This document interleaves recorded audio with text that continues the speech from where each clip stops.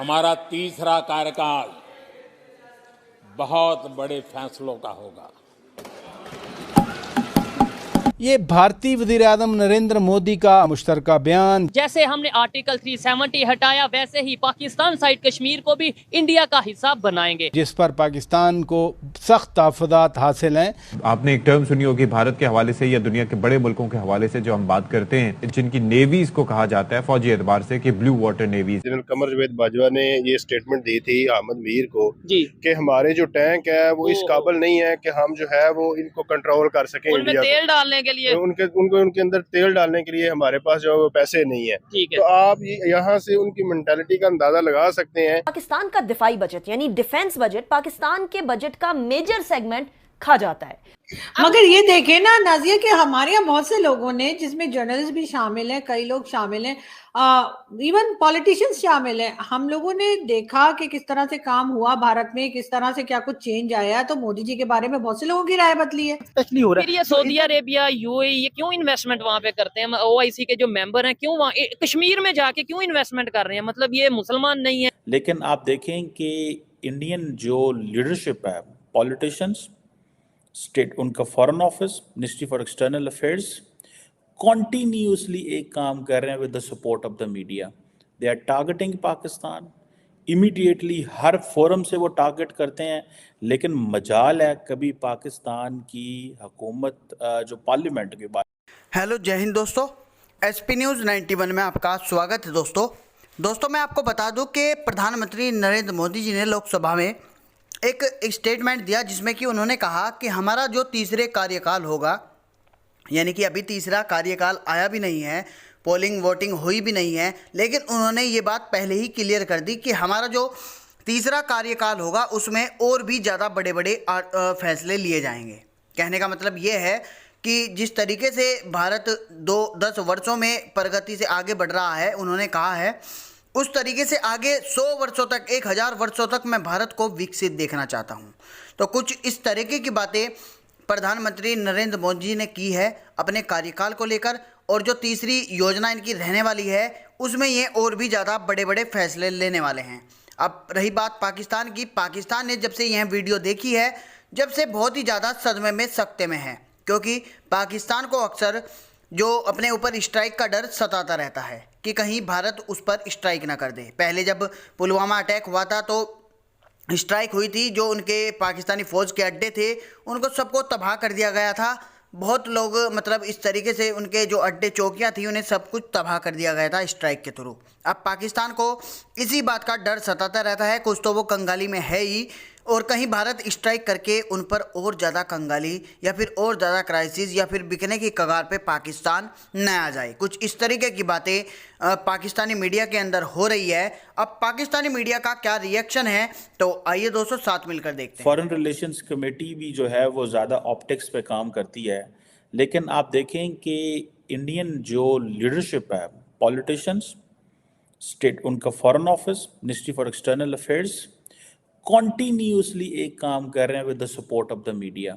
They are targeting Pakistan immediately, हर forum से वो टारगेट करते हैं। लेकिन मजाल है कभी पाकिस्तान की हुकूमत जो पार्लियामेंट की बात करूँगा, हुकूमत तो सारी बात है कुछ ना कुछ करती रहती है जब भी बैठती है।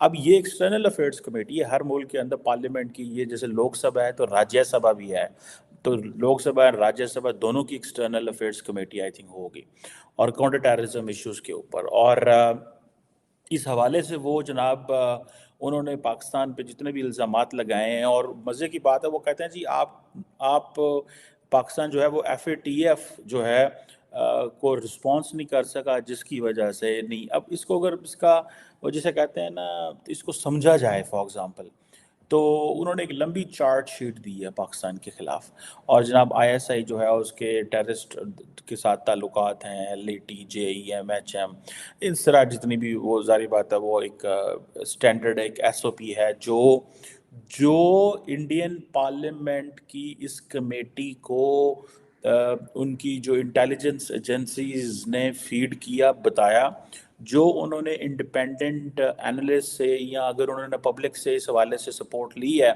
उनसे पूछा, उसने कमेटी ने रिकमेंडेशंस दे दी। और ये एक चीज़, और ये जिसे वो कहते हैं ना, वो कहते हैं जी हम बड़े ट्रबल्ड नेबरहुड में हैं, ठीक है।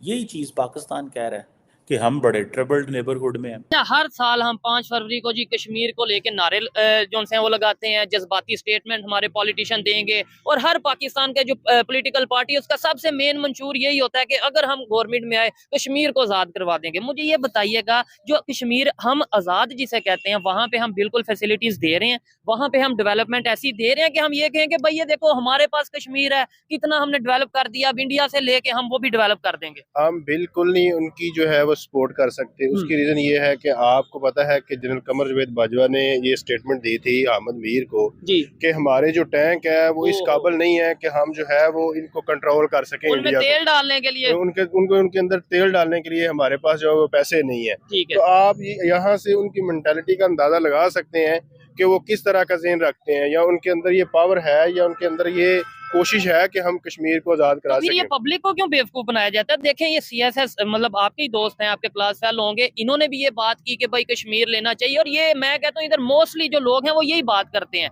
मैं कहता हूँ हमारा इंटरनेशनल लेवल पे जाके स्टांस कुछ और होता है, पब्लिक को हम कुछ और तरीके से बेवकूफ बनाते हैं। उन्होंने ईस्ट पाकिस्तान का जो हाल हुआ देखा है ना, उससे वो बड़े मुतासर हुए हैं। उन्होंने कहा है कि अगर ये इन्होंने ईस्ट पाकिस्तान के ये हाल किया, आप देखें सर्च लाइट ऑपरेशन जो इन्होंने किया है उसमें आप देखें कितना जुल्म किया है, और इसमें सारी इक्तदार की जंग है। पहले दिन से इन ब्यूरोक्रेट्स को और इन जनरलों को इक्तदार के चस्के लेने की आदत पड़ गई है। ठीक है। और ये कभी भी पब्लिक को बेवकूफ बनाने की पब्लिक आदत को पड़ गई बेवकूफ है। बना रहे हैं, पब्लिक को बेवकूफ बना रहे हैं।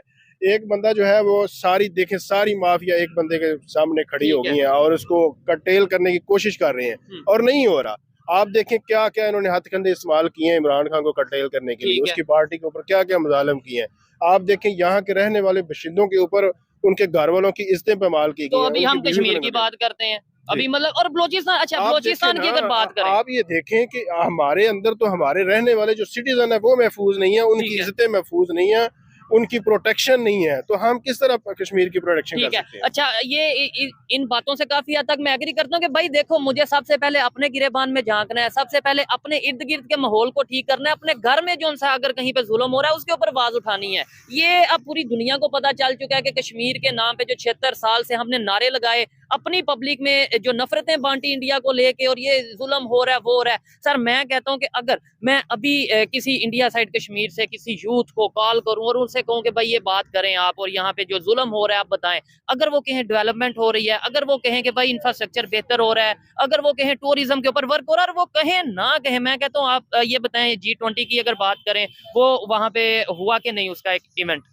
देखें इसमें सबसे पहली बात यह कि जहाँ वो इंफ्रास्ट्रक्चर कर रहे हैं, डेवलप कर रहे हैं, उससे पीछे एक रीजन है। उसकी रीजन ये है कि इंडिया ने सबसे पहले ये स्टेटस क्यों खत्म किया है 370 और 35 है। उसकी बड़ी वजह यह है कि इंडिया यूएनओ की जो सिक्योरिटी काउंसिल है उसका परमानेंट मेंबर बनना चाहता है, और परमानेंट मेंबर वो बन सकता है कि जिसका कोई भी डिस्प्यूटेड एरिया ना हो, तो डिस्प्यूटेड इशू ना हो बॉर्डर का, तो वो इसको खत्म करके परमानेंट मेंबर बनना चाहता है। और जो बात डेवलपमेंट, तो ये उनके अपनी कंट्री के लिए वो बेहतर कर रहे हैं ना, मतलब ये है कि अगर वो परमानेंट मेंबर बनना चाहते हैं तो हम कहेंगे इसलिए उन्होंने ये आर्टिकल 370 हटा दिया, तो ये कोई लॉजिक तो नहीं ना है। वो उन्होंने अगर बनना है तो उनका राइट है। वो देखिए इसकी इशू ये है कि जो उनका ऑफिशियल स्टेटस है कश्मीर का वो खत्म करने के बाद कि जो उधर मुसलमानों को जो राइट, मुसलमानों ख्याल से पाकिस्तान साइड कश्मीर में जो फैसिलिटीज दी जा रही हैं, जो डेवलपमेंट हो रही है, वो सब कुछ बेहतर है?